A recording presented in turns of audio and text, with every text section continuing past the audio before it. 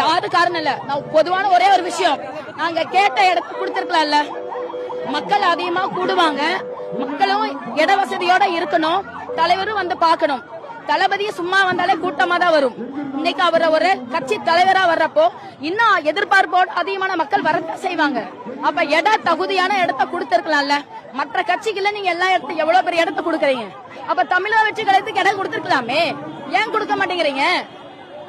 சென்னை ஹைகோர்ட்லயே எல்லா கட்சிக்குமே ஒரே மாதிரியான அனுமதி தான் கொடுக்கணும்னு சொன்னாங்க.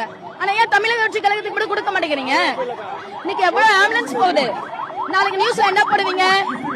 விஜய் வந்தாரு, அவர் பாட்டு பேசிட்டு போயிட்டாரு, அவரை பார்க்க வந்தனால மக்கள் எத்தனை பேர் அவதிக்கு விட்டாங்க, அதெல்லாம் ஒரு கண்ணுக்கு தெரியுமான்னு கேட்பாங்க. ஆனா இப்ப நான் பேசுறது எல்லாமே எங்க தலைவருக்கு அதுக்கு போகும். அவர் இதுக்கு தக்க பதிலடி கொடுப்பார்.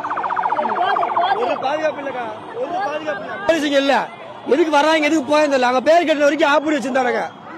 தலைவர் வந்ததுக்கு எப்படி பேர் எப்படி ஆளு சொல்ல வந்துச்சு. எல்லாருமே அத்தனை ஆம்புலன்ஸ் உள்ள வரானுங்க. ஒரு ஆம்புலன்ஸுக்கு அப்புறம் தான் எல்லாரும் பிரச்சனை ஆச்சு. எல்லாமே ஒரு நிச்சயம் உள்ள ஒரு ஆம்புலன்ஸ் உள்ள இல்ல. என்ன பண்றானுங்க ஒருத்தனும்?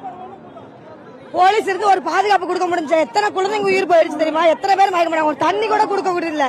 எதுக்கு அப்படி மீட்டிங் திறந்து எதுக்கு கொடுத்தீங்க முதல்ல?